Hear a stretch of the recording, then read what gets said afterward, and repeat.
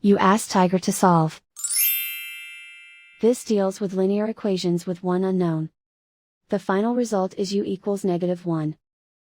Let's solve it step by step. Simplify the expression. Simplify the arithmetic.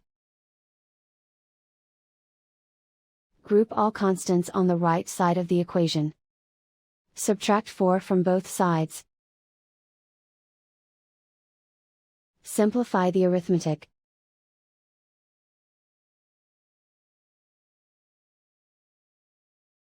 Isolate the u. Divide both sides by -3. Cancel out the negatives. Simplify the fraction. Move the negative sign from the denominator to the numerator. Simplify the fraction.